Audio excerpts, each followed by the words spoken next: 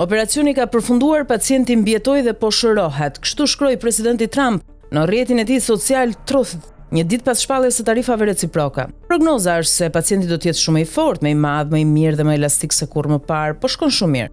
6 apo 7 miliardë do të mbërrinë në vendin tonë. Do të ketë një bum në tregje dhe një bum në vend. Me këtë fjalë u përgjigj presidenti amerikan gazetarëve i pyetur për rënien e bursave, duke shtuar se këto pasojë ishin të pritshme.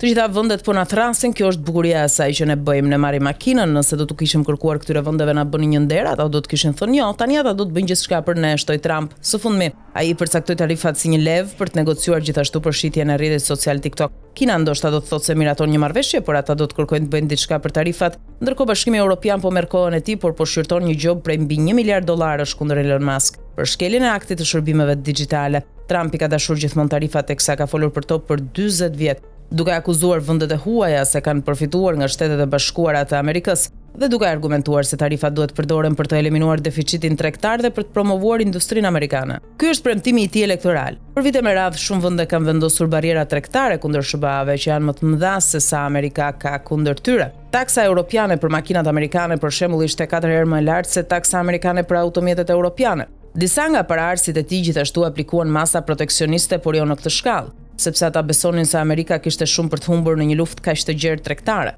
Megjithatë Trump beson se ja vlen dhe pretendon se po shikon një afat gjatë duke u thënë aleatëve të mos përgjigjen menjëherë për të shmangur për shkallëzimin. Tarifat mund të sjellin disa dhimbje në afat të shkurtër. Nuk më intereson nëse çmimet rriten, tha ai, për makinat e huaja, sepse njerëzit do të fillojnë të blejnë makina amerikane. Sekretari i Thesarit Scott Bessent argumentoi në CNN se konsumatorët mund të mos paguajnë më shumë se sa prodhuesit e huaj dhe shitësit vendas mund vendosin të thithin një pjesë të barrës së rritur të tarifës dhe për shkak të vlerësimit të dollarit, megjithëse për momentin dollari po dobësohet në përputhje me qëllimet e administratës. Kjo do të varet edhe nga aftësia e presidentit për të ushitur amerikanëve idem për të paguar më shumë për të mbështetur industrinë në shtëpi.